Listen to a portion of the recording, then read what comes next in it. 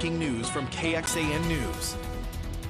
That breaking news continues with thousands of people who are still without power this morning. Austin Energy has 156,000 people who are still sitting in the dark. Yeah, that number fluctuating a bit, but not much improvement there. So many without power. First responders say people need to be careful now about how they try to stay warm in their homes. Yeah, a lot of us are still below the freezing mark or just hovering at that mark, and so keeping warm when there's no electricity is hard.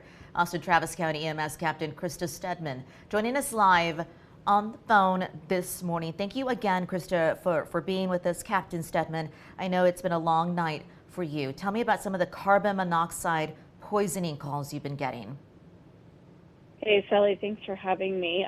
So we have seen an uptick overnight. This is one of our main concerns in carbon monoxide exposures. This is caused by folks using unconventional methods to heat their homes. The few that we've seen overnight have predominantly been caused by generators that have been running inside a garage. It's never safe to run a generator in any sort of enclosed space, and that's starting to trigger these carbon monoxide calls that we're seeing. Captain, I know in some of those cases, I believe it was you had multiple adults, multiple children as well who were poisoned by this carbon monoxide. Are you able to talk about how bad it was in any of these situations? Are there patients who are in critical or serious condition as a result of this? So luckily, these folks were able to recognize some of the symptoms very early on.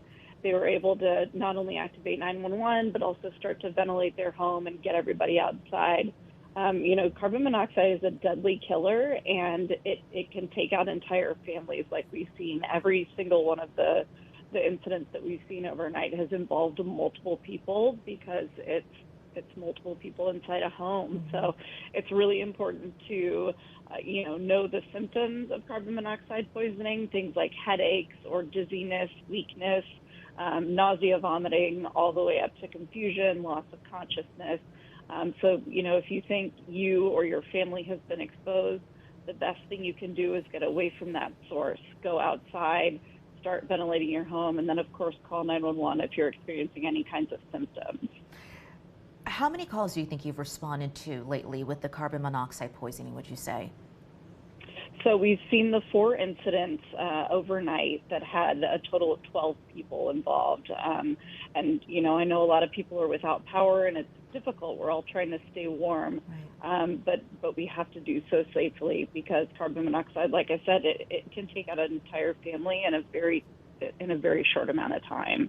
The best thing you can do to stay warm when the power is out is wear several layers of clothing, use blankets, wear hats, mittens, close all of your curtains, try to get everybody in your family together in one room and try to, use some of that body heat to occupy a small space.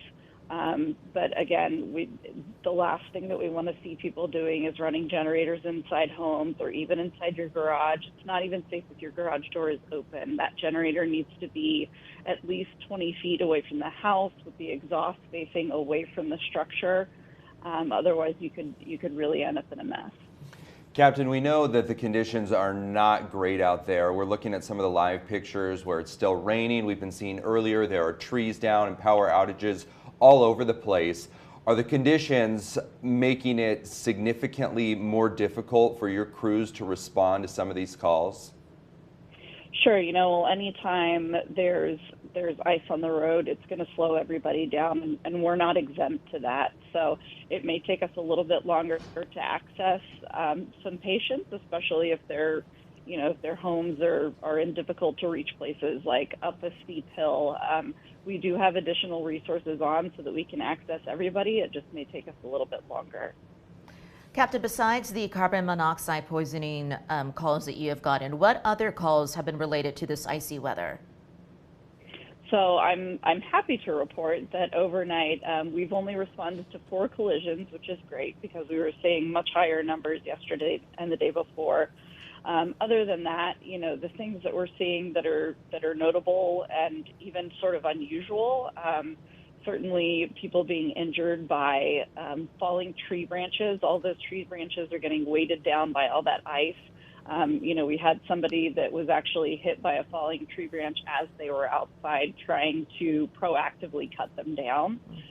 So we want people to be really cognizant of that. If you have to go outside, if you have to take the dog for a walk, just make sure you're staying away from any large tree branches because they can drop on you at any second.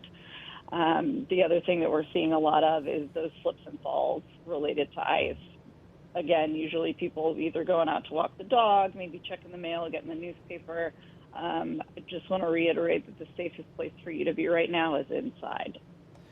Yeah, it's one of those situations where you just don't want to take the risk. I know Austin Energy was specifically telling people not to cut down their trees, even if they were touching the lines, just because you really don't know what could happen next.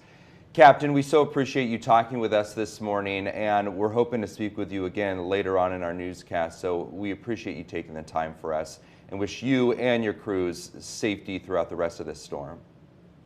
Thank you. I will see you guys soon. Okay, talk to you soon, Captain.